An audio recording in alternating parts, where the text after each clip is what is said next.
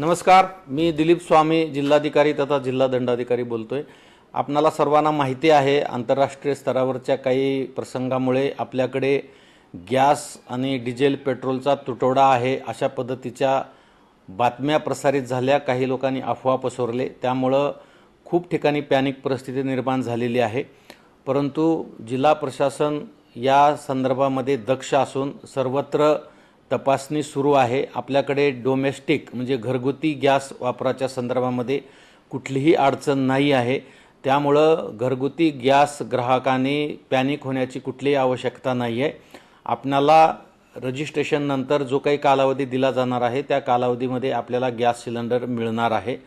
फक्त commercial gas उपलब्धतेच्या बाबतीमध्ये अडचण निर्माण झालेली आहे, त्याच्या संदर्भामध्ये सुद्धा शासन स्तरावरून प्रयत्न चालू आहेत आणि जिल्हा प्रशासन स्तरावर सुद्धा या संदर्भामध्ये विविध कंपन्यांशी बोलणे चालू आहे। परंतु घरगुती गॅसच्या संदर्भामध्ये ग्राहकांनी पॅनिक होण्याची आवश्यकता नाही। तथापि सध्याची टंचाईची परिस्थिती लक्षात घेता गॅस वापराच्या संदर्भामध्ये सुद्धा आपणा सर्वांना काळजी घेणे गरजेचे आहे। जास्तीचे पदार्थ तयार करणे किंवा गॅस वाया घालवणे किंवा बऱ्याच ठिकाणी गॅस चालू असतो आणि त्यावर काही शिजवलं जात नाही, अशा पद्धतीने मोठ्या प्रमाणामध्ये गॅस बऱ्याच ठिकाणी वाया जातो।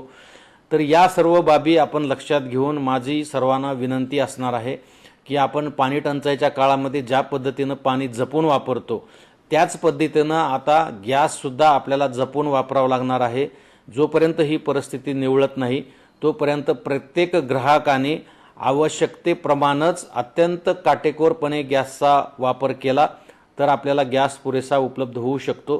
त्यामुळे आपण गॅस वाया जाणार नाही याची पण काळजी घ्या। संपूर्ण गॅस एजन्सीच्या तपासण्या आमच्या पुरवठा विभागाच्या टीम मार्फत तयार केलेल्या तपासण्या होत आहेत।